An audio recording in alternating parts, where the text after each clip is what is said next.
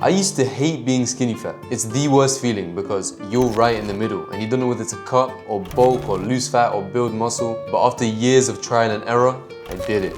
I managed to stop being skinny fat. The journey wasn't easy and I made plenty of mistakes. But the good news is though, you won't have to make those same mistakes because I'm gonna break down everything I did to go from being skinny fat to being less skinny and less fat forever.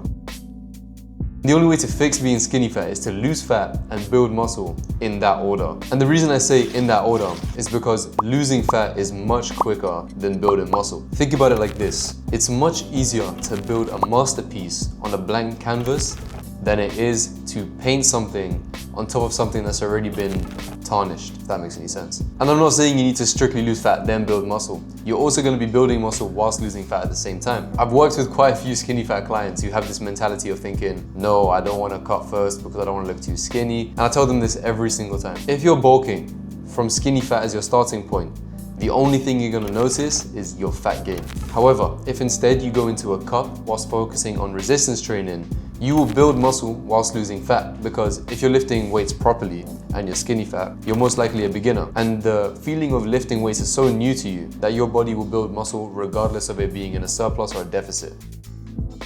When it comes to your diet, the first thing you need to start doing is tracking your calories and your protein. Tracking your calories is a guaranteed way to make sure you're in a calorie deficit, and that means it's a guaranteed way to lose fat if you do it properly. And protein is the macronutrient that muscle is created from. So you want to make sure you're eating enough protein and making sure you're in a calorie deficit. Of course, you want to make sure you also fill out the rest of your calories with fats and carbs because they're very ideal for overall energy and hormonal function. Wait.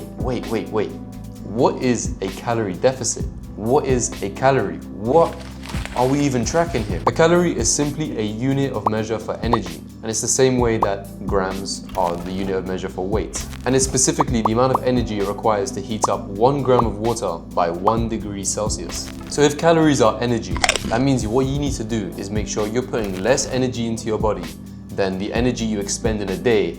And then this makes your body utilize fat for energy. And the way you're gonna wanna go about this is by first getting an estimate for the amount of calories you burn in a day, aka your total daily energy expenditure, aka your TDEE. I'll leave a free TDEE calculator in the description so you can calculate your total daily energy expenditure. And I'll also leave a fat loss mini guide for you there too. So if you want it, just go download it, it's for free. So what you need to now do is get that number that it gave you and then take 500 away from it. The amount of calories you want to eat per day to lose approximately 1 pound a week. Now when it comes to the actual foods that you're going to be tracking and of course putting into your body, you want to make sure these foods come from whole, nutrient-dense sources. Eating a diet consisting of whole foods will be a key factor to you not being skinny fat anymore, as whole foods are quite dense in micronutrients, and when you have micronutrients in your body, you have more energy, and then when you have more energy, you're more motivated to go to the gym, and when you're more motivated to go to the gym, you're more motivated to move in general, and when you're more motivated to move in general, you're more likely to cook,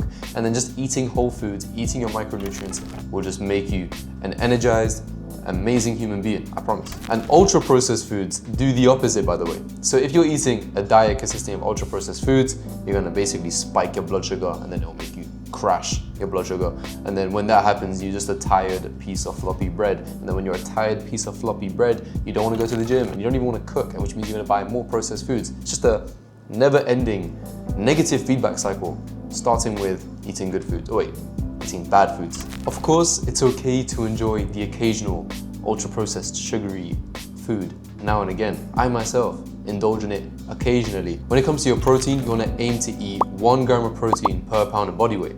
So if I weigh 160 pounds, I eat 160 grams of protein on an ideal day. But don't make the supplements the key part of how you get your protein in. Try your best to move all of your protein from your meats, your eggs, your yogurts, your plant-based proteins, and then anything you really can't get in, have a protein shake, and that should be okay. I promise you, eating like this works every single time. It's worked for me, it's worked for all of my clients. It's literally a guaranteed fix. And if you are interested in working one-on-one with me to guarantee you're never skinny fat again, just press the link in the description for one-on-one coaching.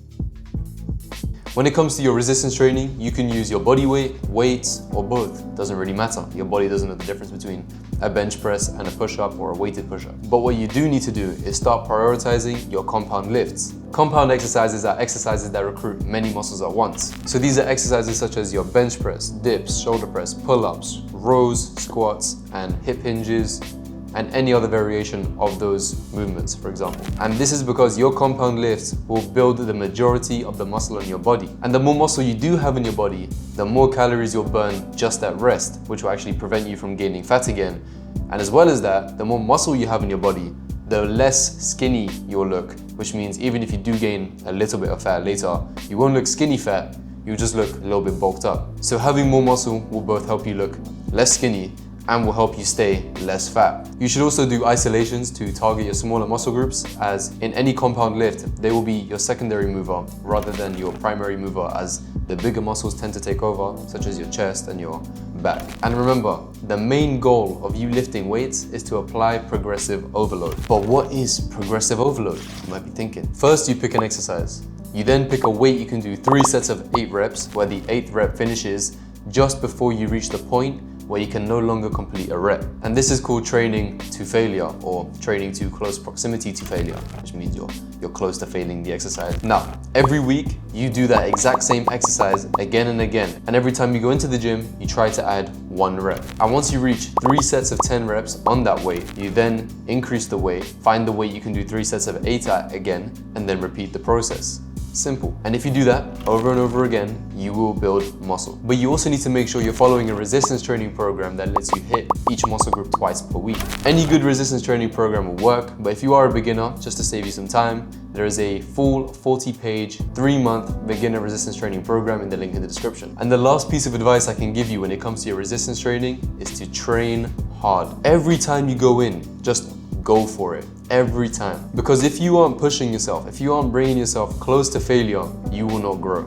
The human body is a very stubborn vessel. All the body wants to do is stay the same. So you have to place it under enough stimulus to need to grow. Muscle is a byproduct of adaptation, so if you don't give your body a reason to adapt, it won't adapt. Every time you go to the gym, give your body adequate stimulus to facilitate muscle growth.